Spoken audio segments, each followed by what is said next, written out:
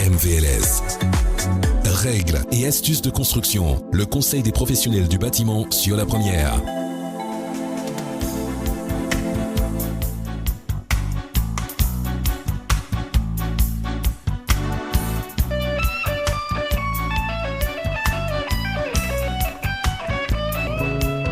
À 10h10, Stan Clark vous accompagne en attendant d'entendre les jolies voix de nos invités ce matin. Ils sont au nombre de 3 dans ce studio pour notre émission bien consacrée à l'environnement, aux activités dans le BTP et aussi bien à l'ADEME que l'on redécouvre pour certains de plus en plus depuis le mois de septembre. Ils sont 3 avec nous pour parler de la low-tech en Martinique, un concept que vous côtoyez, que vous connaissez ou peut-être pas du tout encore.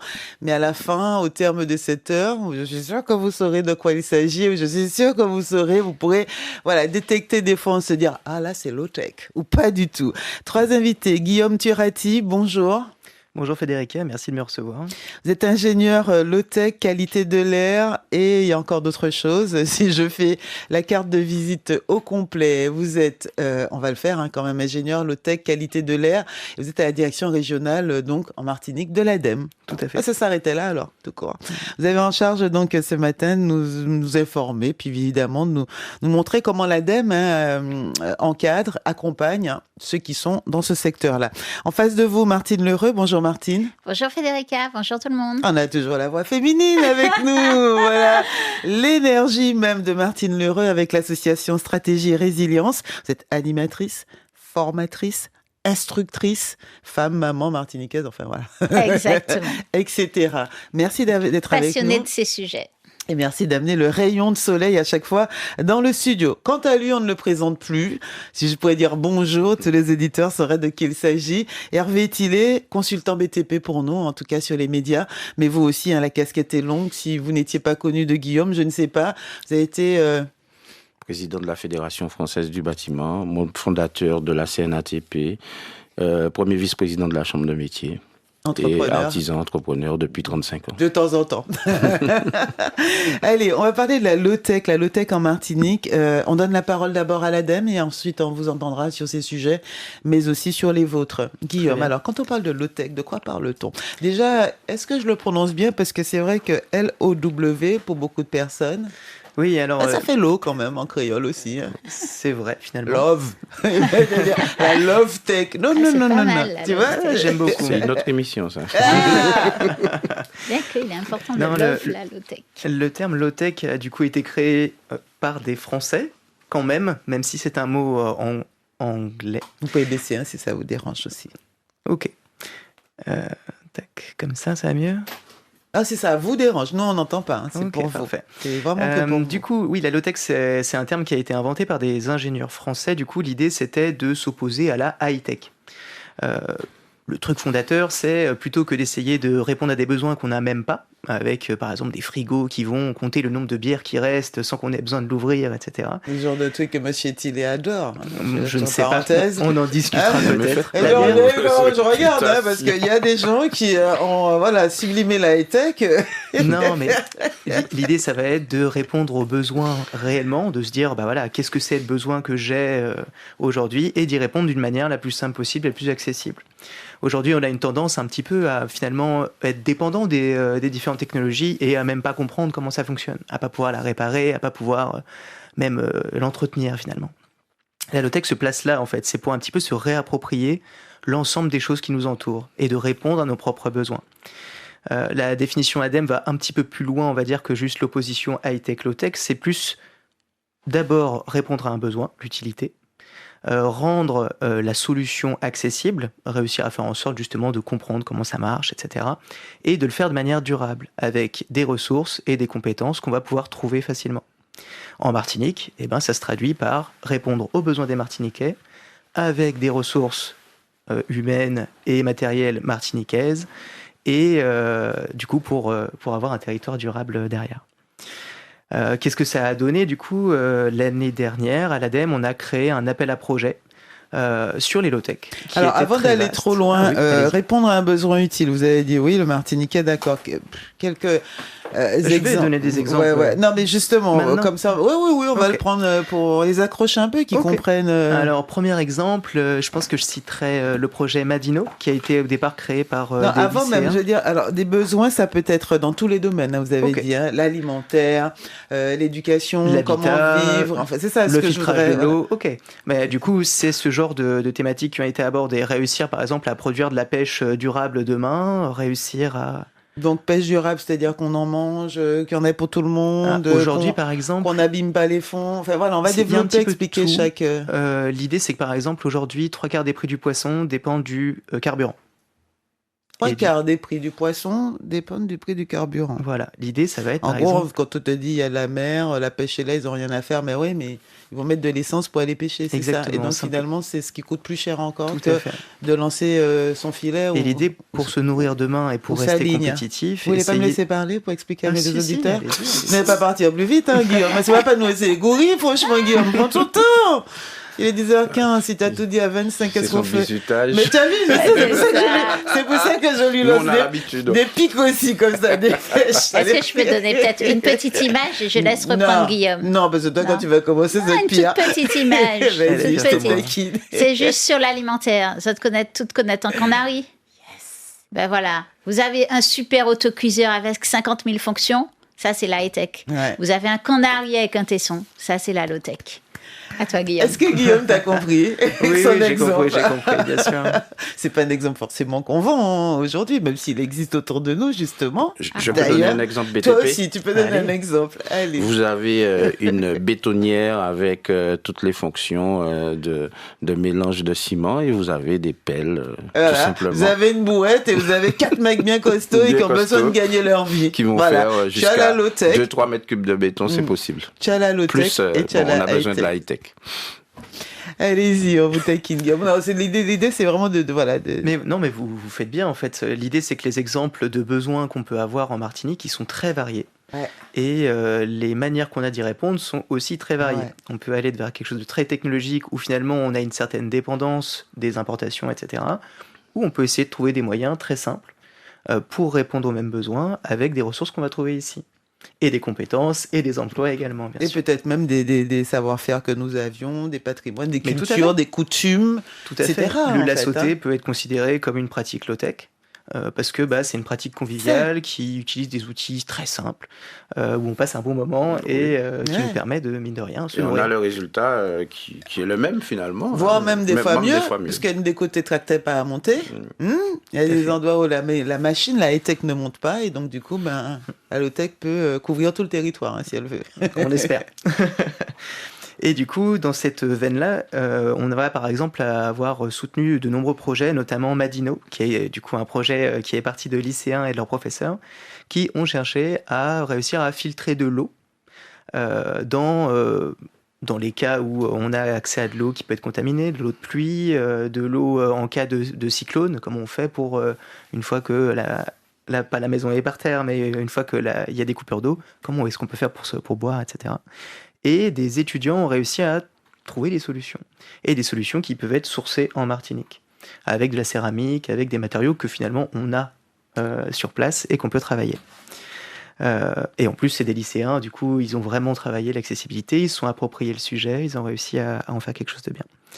On va avoir aussi les compagnons bâtisseurs qui vont... Alors ça va peut-être vous intéresser. Ah oui, là, je suis... les compagnons bâtisseurs ont proposé un bricobus. C'est un bus tout équipé en termes d'outils, de matériaux, souvent de récupération, de professionnels du bâtiment qui vont en fait accompagner des personnes dans le besoin. Ils le vont ou ça existe déjà? C'est en cours déjà. Ils ont fait les premiers travaux récemment. Ils travaillent pratiquement exclusivement sur Fort-de-France, mais ils voient s'ils vont pas un petit peu aller plus loin.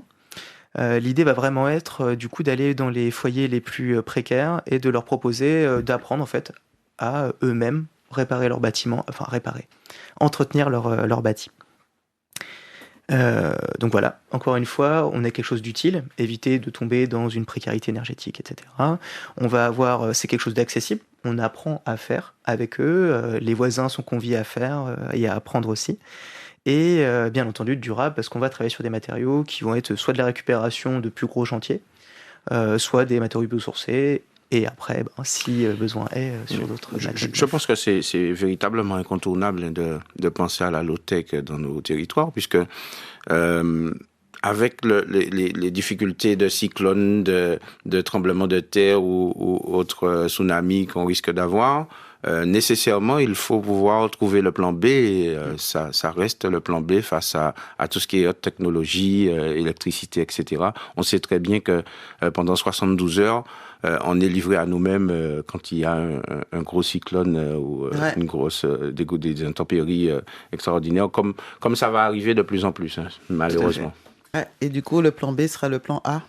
Le système D sera le système A. Il faut arrêter de les mettre. Et sous la menace d'un deuxième cyclone actuellement. Actuellement, ouais. Il faut arrêter de les mettre en bout de chaîne ou en dernière proposition. Tout à fait. Voilà, c'est ça. C'est revenir à Guillaume. C'est revenir à quelque chose de simple et à construire de la résilience, en fait, à travers beaucoup de convivialité et de sobriété, finalement. C'est réussir à se reposer, à se dire, OK, de quoi j'ai besoin ? Qu'est-ce que je peux faire moi-même pour répondre à mes besoins ? Exactement. Alors, c'est ça la base, quoi, finalement. Et quel besoin j'ai, même. Je pense que la question principale devrait être... Parce que il y a besoin et désir. Parce que compter le frigo qui compte les bouteilles, c'est pas un besoin. Les besoins, on n'a même plus besoin de se poser la question de qu'est-ce que j'ai comme besoin. Manger, boire, dormir, m'abriter, se loger, m'abriter, me reproduire, la santé, me guérir. Ça compte même pas les besoins, en fait, même avec 2 mains, j'en ai trop. Déjà. C'est vrai. C'est vrai, Martine. Tu les as bien résumés. J'aurais rajouté peut-être se déplacer un peu. Ouais, voilà, quand même. Et puis un peu d'art, de culture. Oui, vraiment, c'est l'essentiel, quoi. Et du moment qu'on retourne à cet essentiel, et Guillaume a bien précisé, utile, accessible avec la justice sociale, et ça amène de la résilience, tu l'as dit. La résilience, c'est être plus fort, plus serein par rapport à des catastrophes, pouvoir redémarrer plus vite, pouvoir continuer justement à manger, boire, etc. Ça, c'est l'eau durable. Et il y a un très, très bon aussi, une très bonne chose que Guillaume a soulevé, c'est être la dimension sociale. En général, le low-tech nous emmène vers plus de sociabilité, des partages de moments conviviaux, des partages ensemble, nous réapprend à finalement mieux tisser ce lien social, ce qu'on faisait il n'y a pas si longtemps que ça, encore une fois. Ok. Et la low-tech, on en a absolument besoin. Parce que derrière, on fait face, à des pénuries énormes de ressources, ou alors soit des pénuries, mais pour l'instant, elles ne sont pas en pénurie, les ressources. Okay, il y en a des ressources, malheureusement, il y en a plein. Par contre, il faut aller les chercher, il faut aller les chercher dans les mines. Et les chercher dans les mines, faire de l'extractivisme, c'est énormément de pétrole, c'est énormément de charbon, énormément de machines, et encore une fois, énormément de pollution. Donc, pour compter les bières dans les frigos, je pense que ça ne vaut pas le coup. Mais c'est vrai que quand on voit en fait tous ces usages que l'on dépense de manière complètement dispendieuse, si on s'alignait et on se réduisait, on arrivait à se raisonner pour se dire, revenir à ce qu'on a dit au départ, les besoins primaires.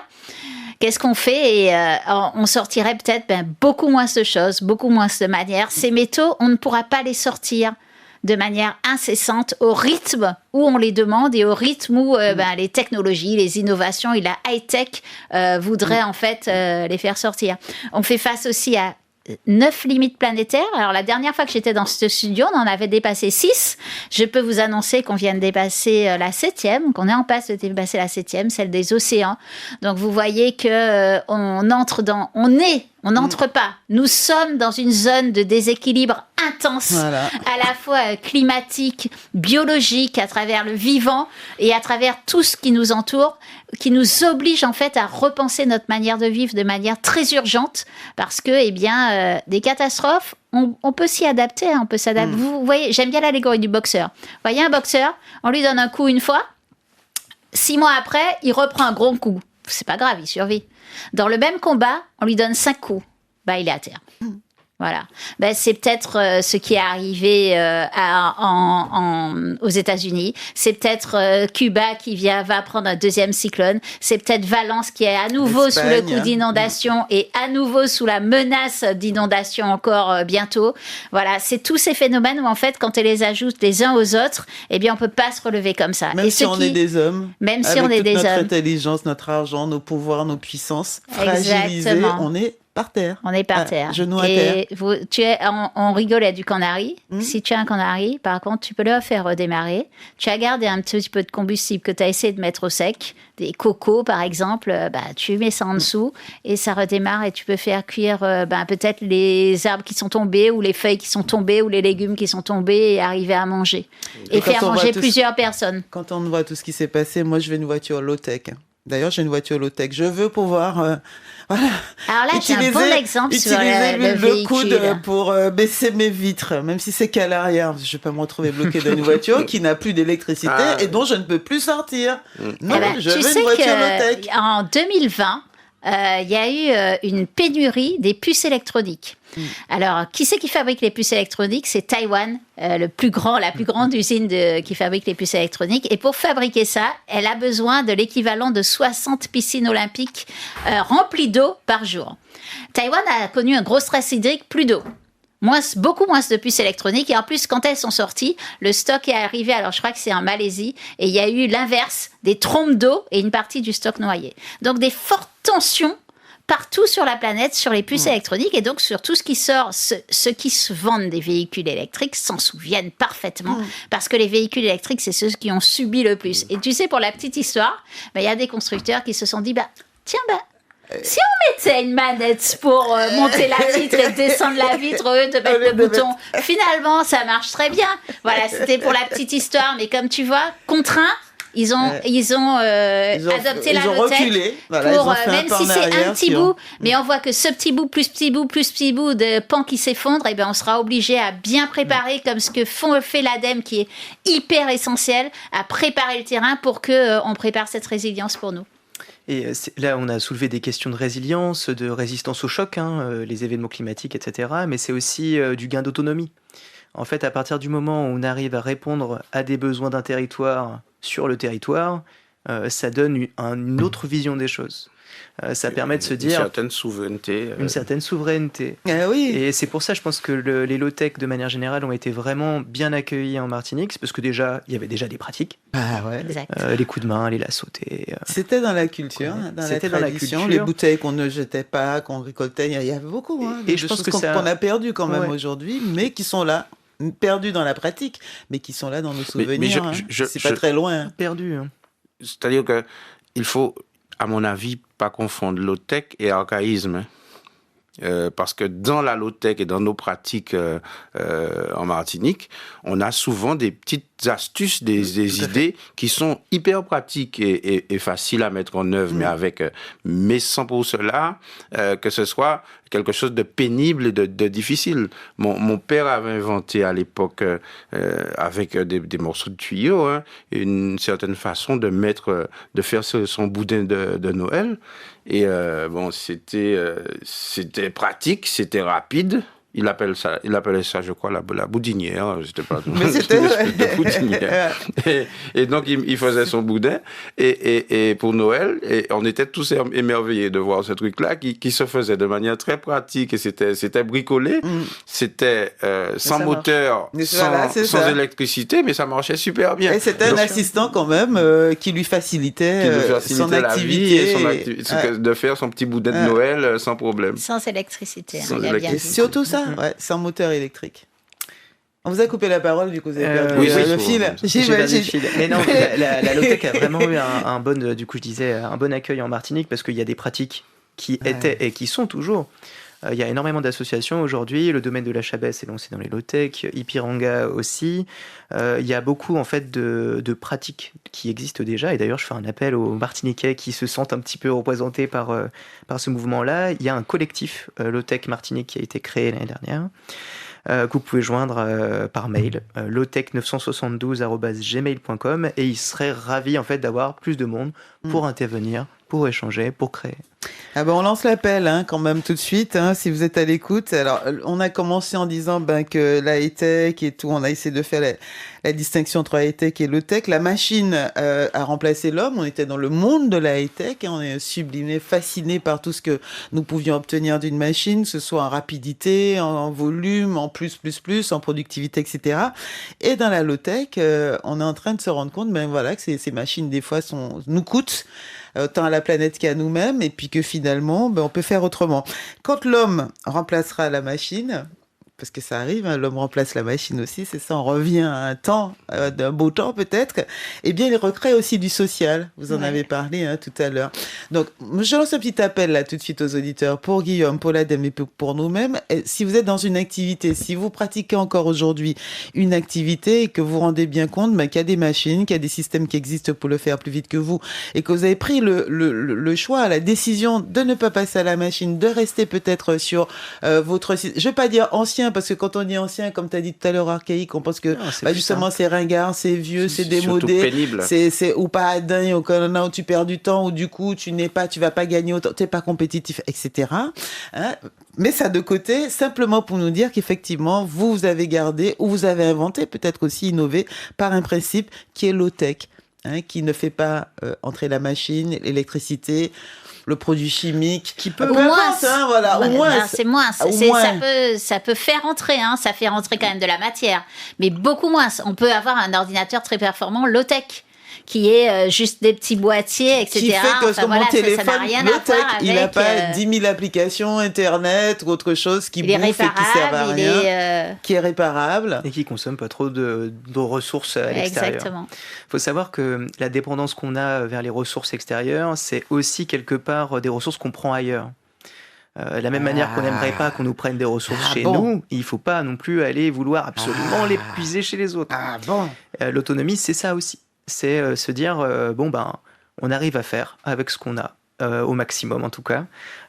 Et c'est pas parce que c'est simple que c'est archaïque. La simplicité peut avoir du charme, je trouve. Et aujourd'hui, d'ailleurs, avec tout ce qui est moderne, etc., des fois, on se retrouve avec des formes très simples et qui ont quand même un certain attrait. Moderne, maintenant, c'est épuré presque. Chez nous, tu fais moderne, tu reviens, c'est plus épuré. Oui, je disais, chez nous, on a abandonné les étais qui étaient faits avant avec du bambou. Bon, on avait quand même des hauteurs à respecter, il fallait pas non plus les mettre dans de très grandes hauteurs, mais ça fonctionnait. On a abandonné ça pour de l'étai métallique. Alors que j'ai connu, quand j'ai commencé le métier, j'ai connu nombre de chantiers, de petits chantiers, des petites maisons où l'étaiement était fait à base de bambou. Alors aujourd'hui, on pourrait, pour renforcer tout ça, mettre de la résine et renforcer tout ça et faire ça de manière beaucoup plus classique, organisée, mais c'est une manière d'utiliser une ressource qui est là à portée de main,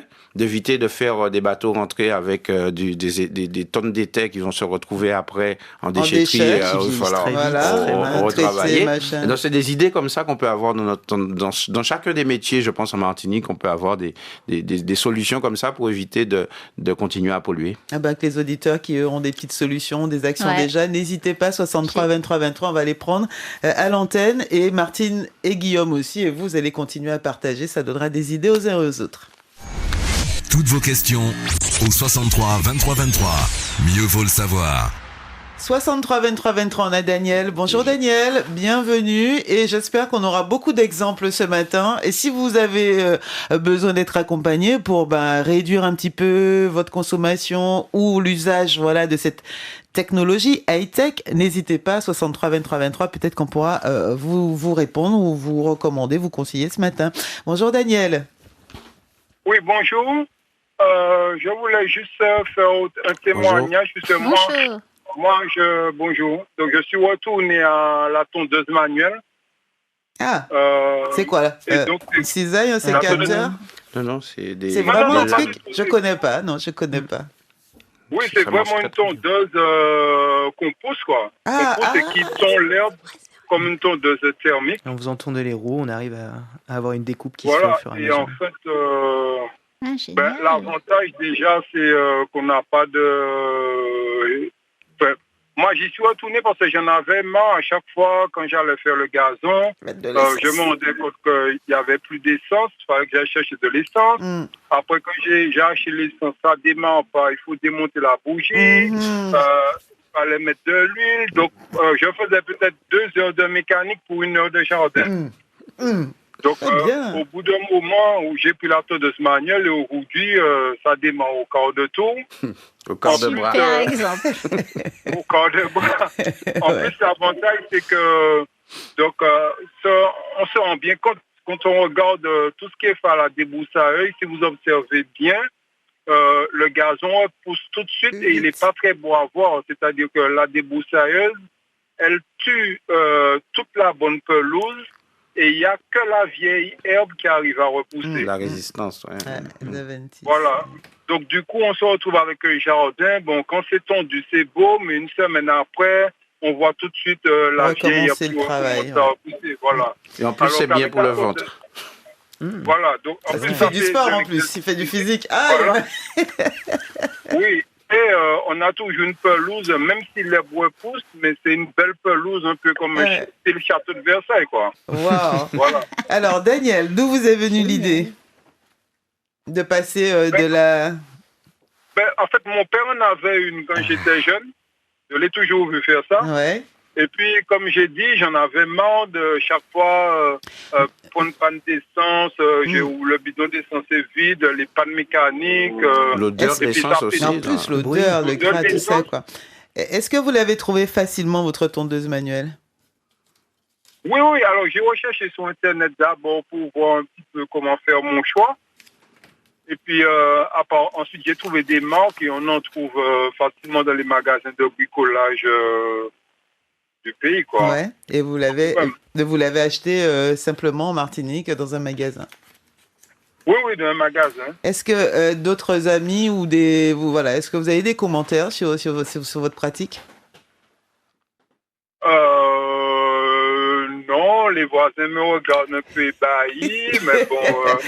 c'est un commentaire, oui. Ils ne se sont pas laissés tenter. Les gens, disons que les jardiniers professionnels surtout, bon, c'est la débroussailleuse, c'est plus pratique, c'est léger, tout ça. Mais la nuisance sonore avec les souffleurs, la débroussailleuse, tout ça, ça serait bien, je sais pas. S'il y avait moyen de repasser au manuel à certains endroits, je pense que ce serait bien, quoi. Je pense que certains qui vous ont écouté ce matin vont peut-être se dire, il a peut-être raison ce monsieur, puis j'aime bien les avantages qu'il a présentés. Oui. On a tous souri. Exactement. Non, c'est clair, c'est énorme ce qu'il a dit. Ouais. C'est vraiment un super exemple. Au niveau des pièces, par exemple, les pièces, on sait que certaines pièces deviendront rares, certaines pièces sont difficiles à avoir pour être remplacées, pour réparer. Là, il a une solution qui fonctionne, qui est durable dans le temps, qui fonctionne sans électricité. Enfin, franchement, quoi, c'est super exemple et vraiment merci de ce partage-là. Et la mécanique à entretenir, un peu d'huile et c'est Ouais, c'est clair. C'est un exemple pour la dame aussi, parce que pour dire tondeuse et débroussailleuse en Martinique, c'est de plus en plus. Il y a quelques années, il y avait 2-3 personnes qui faisaient ça, mais à présent, tout le monde là. Le pire, c'est dans les lotissements. Mon Dieu, avec le lundi, on a une équipe, le mardi, une équipe, le mercredi. Voilà, et puis je te dis pas, les maris ou autres fils qui peuvent plus aller faire du foot, du basket ou une petite pêche, parce que tu as l'obligation, ton devoir, parce que la tondeuse, elle est électrique, il faut la passer une fois toutes les 2 semaines, tu ne forces pas, soi-disant.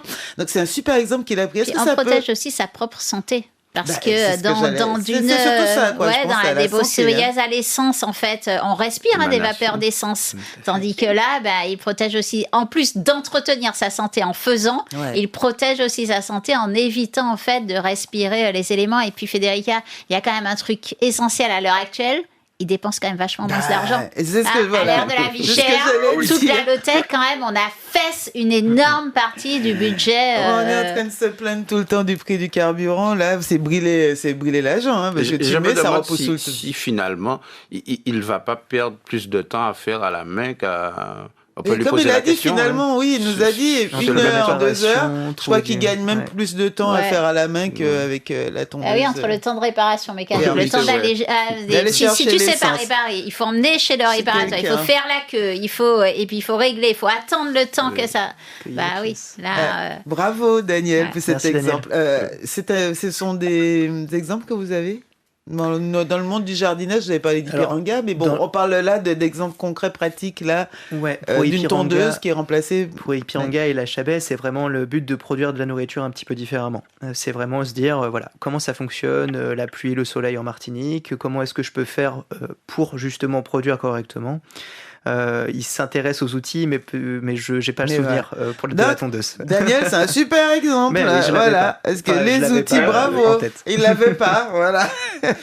Les outils de jardinage qui sont consommateurs aussi de pièces, de temps, de carburant, etc. On peut aussi peut-être les remplacer par un petit peu plus de motivation et puis de physique. Parce que c'est physique, nous a dit Daniel. Votre ventre est plat ? Oui, c'est pas si physique que ça. Et Hervé nous a fait croire que... merci de le souligner. Merci de souligner ça parce que la tondeuse carburant, c'est physique aussi. Aussi. Il faut la porter. Il faut la porter. Oui, l'avantage, c'est que la tondeuse manuelle, elle est quand même au moins 2 fois plus légère. Oui, Ah, c'est vrai. super. Alors, c'est vrai qu'il y a les systèmes motorisés, mais c'est lourd quand même.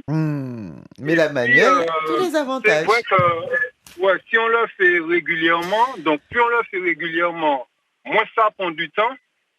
Aussi. Et plus c'est facile, puisqu'on a un petit gazon fin, et donc en 30 minutes, on peut déjà faire... Daniel, je vais garder votre contact, et je crois que je vais venir faire un coup de tondeuse manuelle avec Daniel. C'est vrai, je vous assure, le vendredi dans l'émission jardinage, pourquoi pas. On va faire un petit tour avec vous. Oui. Je garde votre contact. Elles ont beaucoup évolué aussi. C'est pas les tondeuses d'avant. De l'époque de papa, du papa d'Hervé. Ah oui. Il y a même un sac. Bon, j'ai pas pris cette option-là. Ça y est, il va devenir commercial de tondeuse manuelle, Daniel. Allez, VRP, j'arrête là. Oui. On va voir les autres exemples. Un sac de ramassage. Donc ça éjecte l'herbe directement dans le sac et donc on n'a même pas besoin de passer le balai, quoi. Donc génial, tous les avantages, pas de souffleur derrière, même pas de balai. Merci beaucoup Daniel. Il n'y a rien de pire quand même que le souffleur. Le souffleur, moi, je crois que c'est... Quand je le regarde, je me dis, c'est pas possible, horrible. comment est-ce qu'on a pu inventer ça ? Mais c'est ça, non mais l'inventer, l'amener, c'est ça. Comment user de l'énergie fossile, enfin c'est... Pour un truc comme ça. Bon, ceci dit que j'ai vu que pendant les manifestations, ça pouvait avoir un certain usage. Je referme ma bouche. Bon. Merci Daniel, on garde le contact. Bonne journée, à bientôt. Allez, on continue sur les exemples. Bon, allez, la low-tech, on a bien compris, c'est répondre à des besoins, voilà, quelque chose d'utile, rendre la solution accessible et être sur le durable. Guillaume Turati, je laisse. Oui. Là, il y a un bel exemple là, en direct. Encore une fois, n'hésitez pas les auditeurs à donner des exemples. Si les auditeurs sont justement curieux de voir un petit peu ce qui se fait de par le monde, il y a un excellent site internet qui est tenu par le Low-Tech Lab.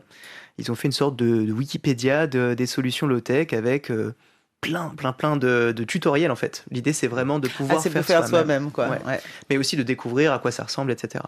Ils ont fait toute une série de films. Il y a le Nomade des mers où ils sont en autonomie sur un bateau. Ils produisent vraiment l'intégralité de leur eau, de leur nourriture, de leur énergie sur un bateau habitable pas si grand que ça finalement. Ils ont fait des expériences dans un désert où ils se sont installés avec 3 fois rien et pareil, de la même manière, l'idée c'était de vivre plusieurs mois en surveillant un petit peu comment leur corps acceptait le truc. Et c'est assez émouvant en fait de voir que finalement par la force de ses petits bras et l'intelligence de son cerveau, on arrive à tout faire. Enfin, la récupération d'eau, tout simplement, c'est de la low-tech, je me semble.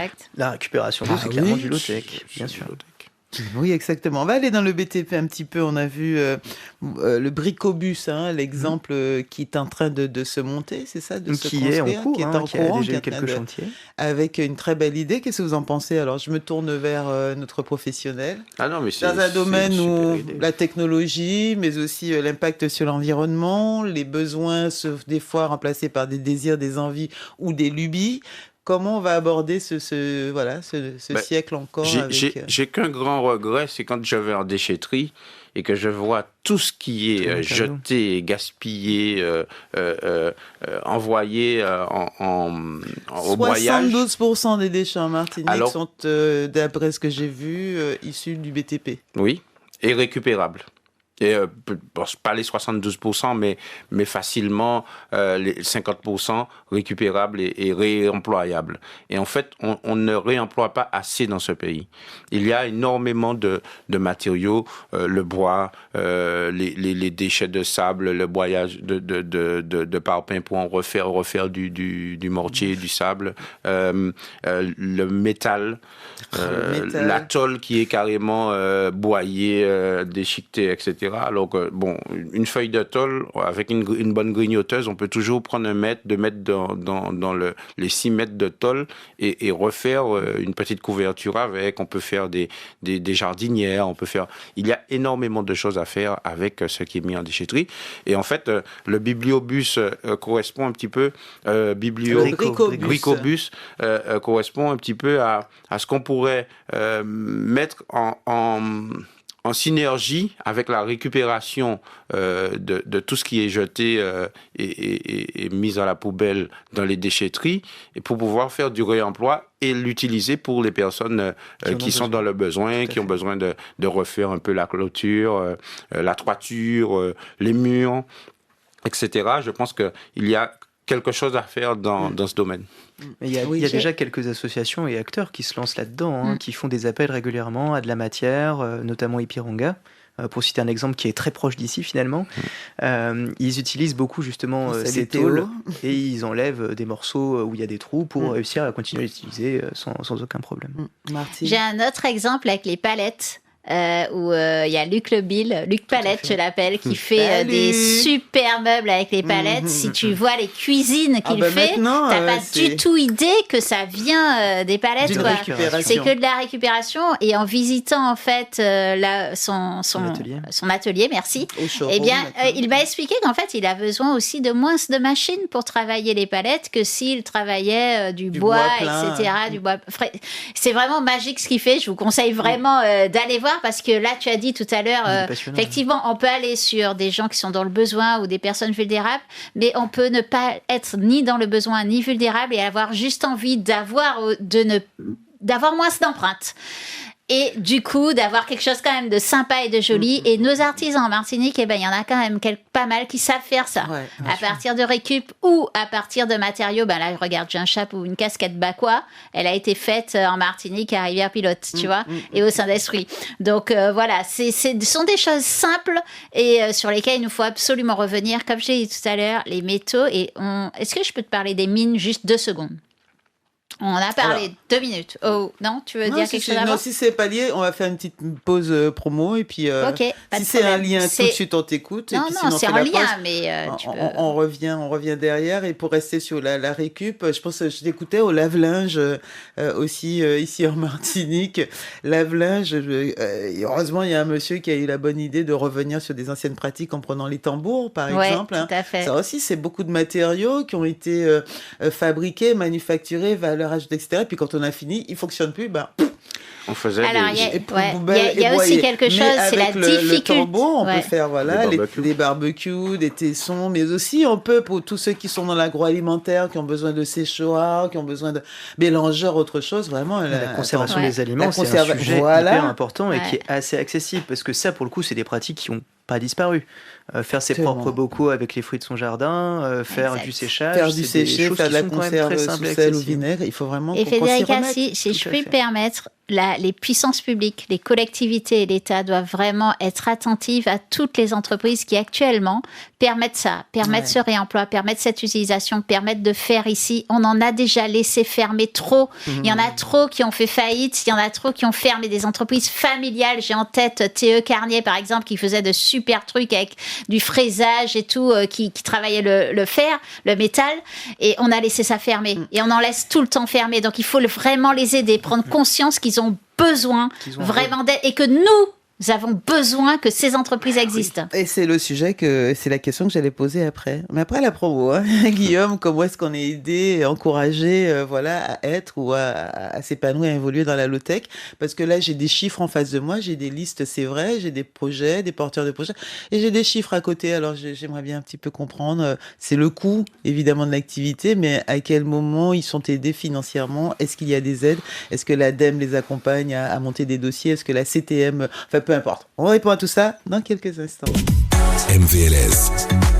Règles et astuces de construction. Le conseil des professionnels du bâtiment sur la première.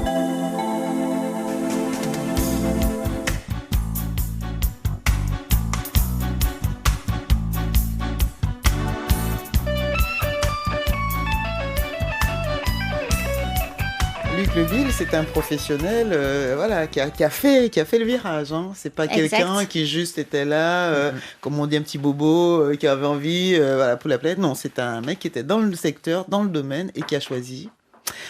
Plutôt que de souffrir, de ne pas avoir le bois, de machin, d'utiliser des bois importés, le coût que ça représente, de se dire, il y a de la ressource, on l'utilise. Voilà, exactement. Nous, pas qu'à quitter sa pède. Il forme aussi, il forme des personnes à ces techniques et ça, c'est vraiment essentiel. Donc, il y a une transmission derrière qui est énorme.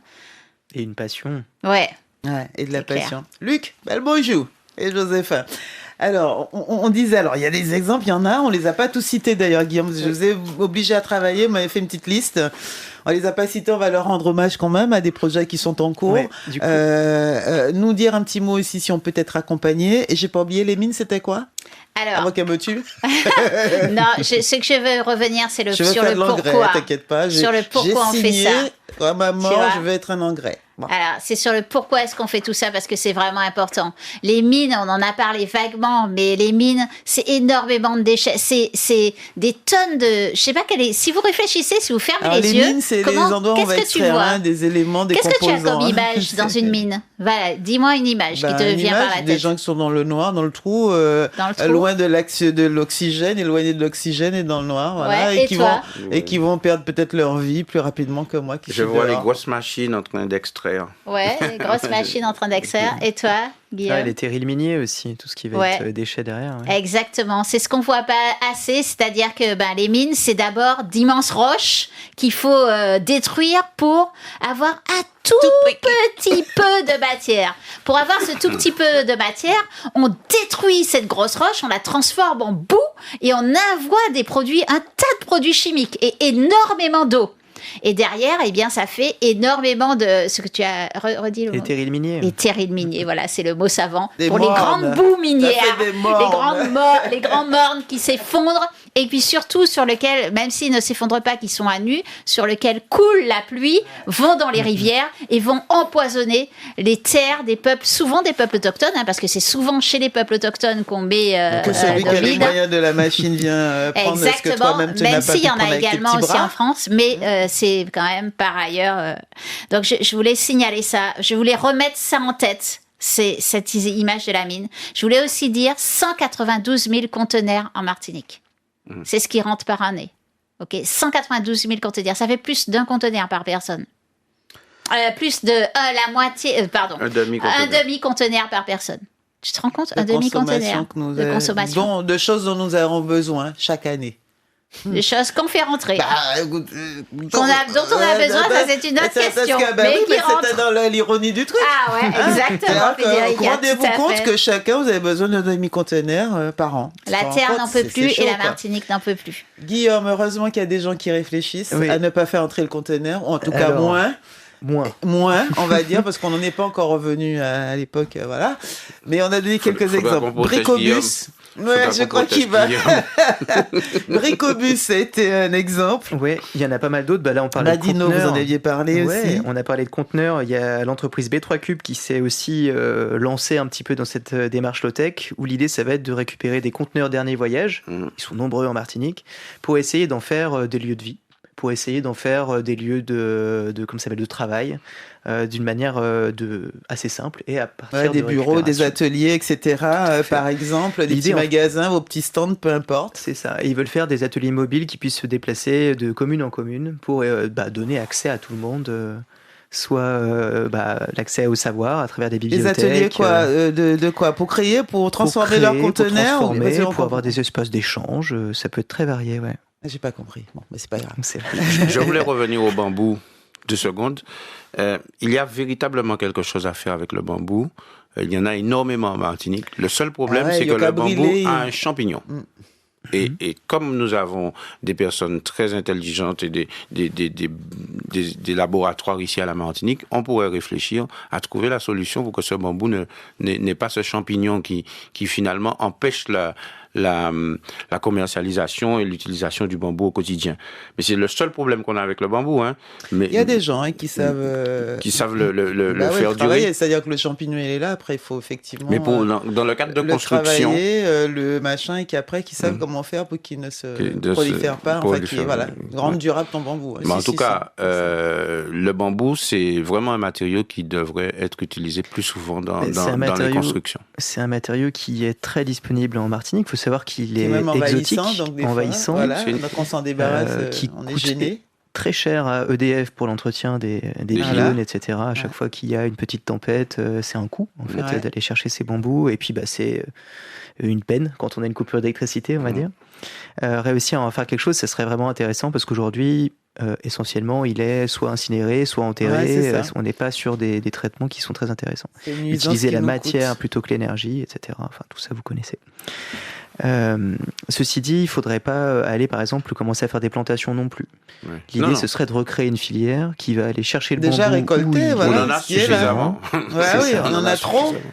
Et après, avoir un acteur qui va faire de la transformation pour faire des cloisons, pour faire, pourquoi pas, des échafaudages et autres. Quoi. On avait Afibad. On n'a pas encore l'acteur. On avait Afibad.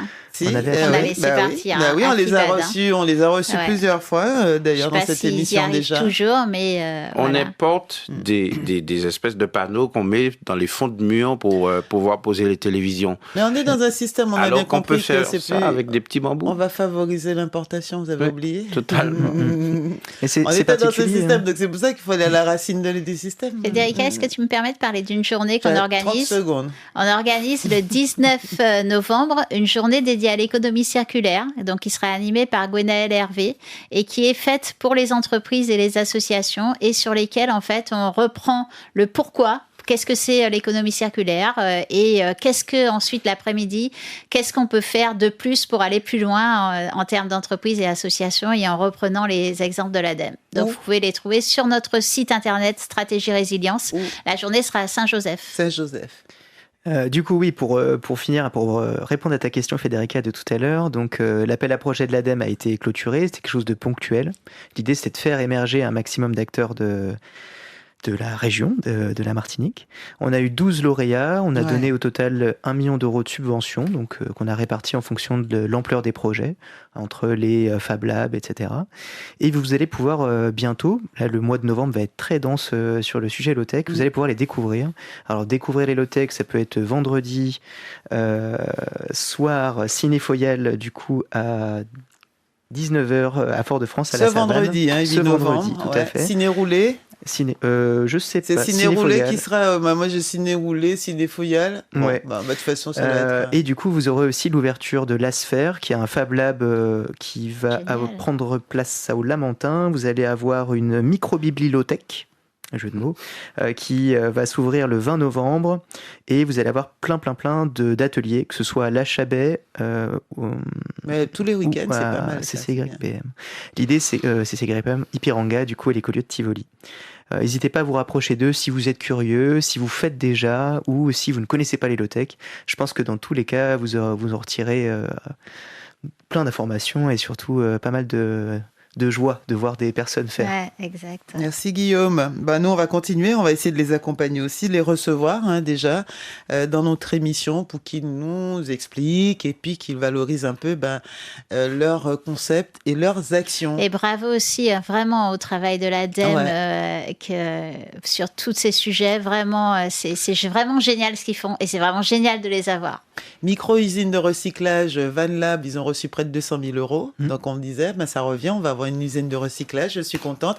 Atelier pour le développement des ressources low-tech Font-Saint-Denis, 43 000 euros. Alors on parlait du Cube Création, alors c'est une création d'atelier de transformation de vos conteneurs. Donc moi je vais en acheter un là bientôt, j'ai un 40 pieds qui m'attend, donc j'appelle B3 Cube. C'est ça. Et ils vont m'accompagner, m'aider à transformer. Ils peuvent aller plus loin. Même si vous n'avez pas de conteneur, eux, ils peuvent me fournir, fournir le conteneur. Ils me fournissent le conteneur. Ils vont avoir un tout nouveau catalogue en 2025 qui va justement intégrer tous ces sujets low-tech. Là, pour le moment, ils faisaient quelque chose de très... nos prochains invités. D'ailleurs, ils sont pas très loin, là-haut, j'ai vu. Local. Bon, Econoplast, des plastiques déchets pour la fabrication d'objets low-tech. Ils ont reçu 200 000 €. Il y a également l'Association nationale des compagnons, bâtisseurs, vous en avez parlé. La Sphère, vous en avez parlé. La microbibliothèque également. Les vélos marins mobiles. Une toute petite association qui travaille avec des quartiers, on va dire, prioritaires. Oui, et qui vont transformer des vélos qui ne sont plus utilisés en vélos cargo pour créer des petits ateliers ou juste faire du commerce. Génial, j'adore. C'est tout ce qu'on a envie et c'est bien de les avoir accompagnés financièrement. Effectivement, il y a plein de choses encore à dire, mais le temps est fini. On se retrouve au mois de décembre. C'était un plaisir, Federica. Bonne journée, Guillaume. J'espère qu'on va continuer à travailler ensemble pour les accompagner. Super. Bonne journée à tout le monde. Avec du boudin créole et des accords.